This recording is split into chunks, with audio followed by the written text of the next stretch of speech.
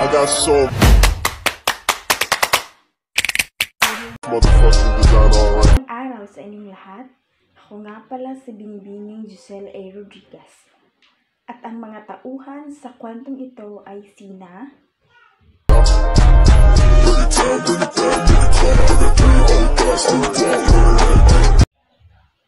Ano?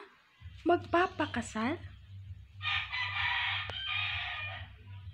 So he and Nicole get back together? Sana nga, yung Nicole na lang ano. Kaso hindi, yung bago, yung princess. Oh my gosh, yung nakilala niya sa barko? Sino ba yung princess na yan? Ate, hindi ka ba nagbabasa ng emails at updates ko sa'yo? Wala na kasi akong time magbasa ng mga ganyan dito. Sobra kasing busy sa mga trainings, seminar. Alam mo na, sino nga yung feeling Broadway singer? Kulang na nga sa talent. Kulang pa sa face. At kulang sa salita. Ang pinakilala sa akin ni Rev, wala halos imik at kung makapit sa kanya, akala mo linta. Yung babaeng yan ay hindi ko pa nakikita, parang hindi ko na gusto ha. Hindi kaya nakulam o nagayumay ang bunso natin? Does mama know? How did she react? Of course, she's not happy. Kailan lang kaya nakilala ni CJ yung girl? Kailan nga ba? 4 months ago, sa cross, diba? Yes. Nag-cross nga pala si Rev para maka-move on kay Nicole. Sandali, di kasalanan mo pala. Ako? Idea kaya ni Ate Alex yun.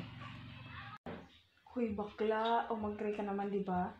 Sino ba bumili ng ticket? Ako ba? Oh, so it's my fault now. Kung alam ko lang na yung kapatid niyo ay promotor, I wouldn't have agreed to that idea. By the way, the wedding is happening on 2 weeks. 2 weeks? What is she? Instant mommy? Hindi. Bakit nagmamadali? Bakit pa daw patatagalin kung true love? True love my ass. Kachipan. Anyway, ano pa man ang opinion natin, kailangan ninyong umuwi para sa big event. Ha? Umuwi? Pati ako? Yup. Hiling ni Rev at utos ni Mama.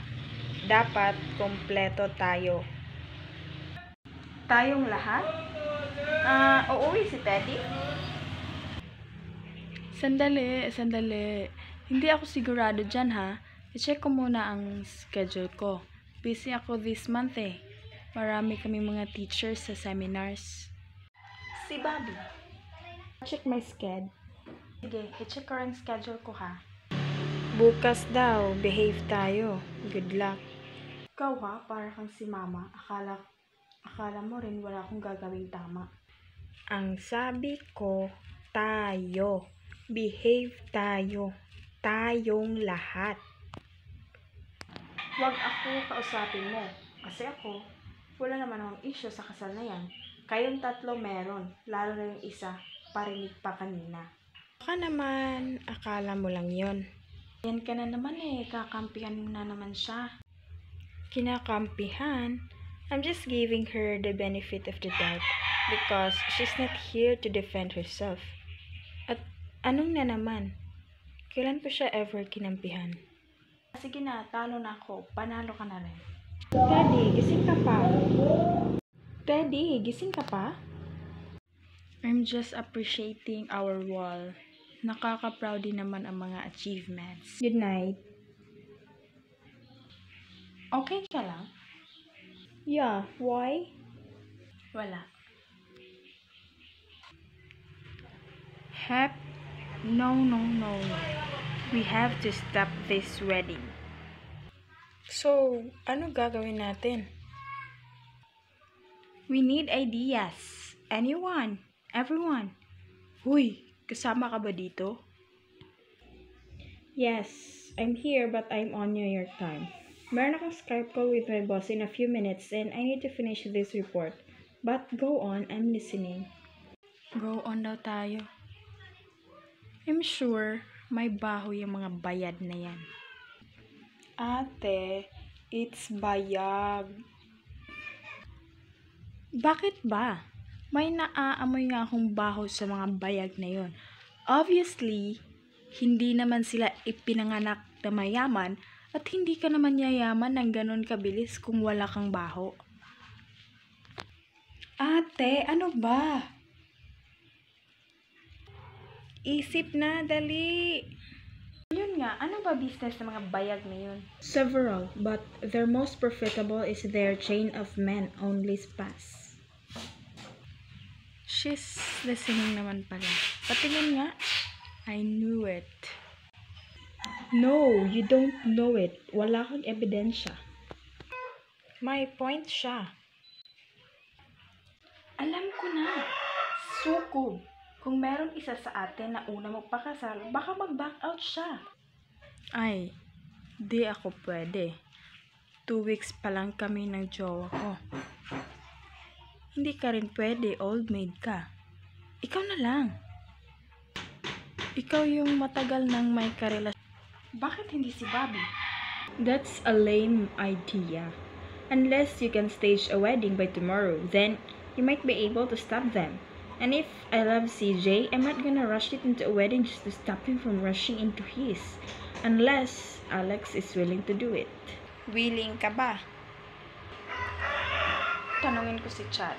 And if he says no, yet another reason why it won't work. Kay Chad pa tayo talaga aasa. Oh my goodness! Ungkata ng pass? Kapag binalik ang pass, magugulo ang present. Sino ang present? Si Princess. Sino ang pass? Si Nicole. Bobby, if Facebook na si Nicole, kontakin na si Nicole dahil siya ang magiging bida at kontrabida sa kasalang ito. And I object to that idea. Number 1, wala dito si Nicole. She's in Switzerland. And number 2, bakit naman babalik si CJ sa babaeng nanakit sa kanya?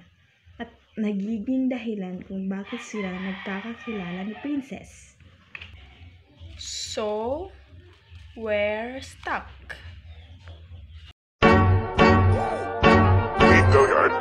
I got so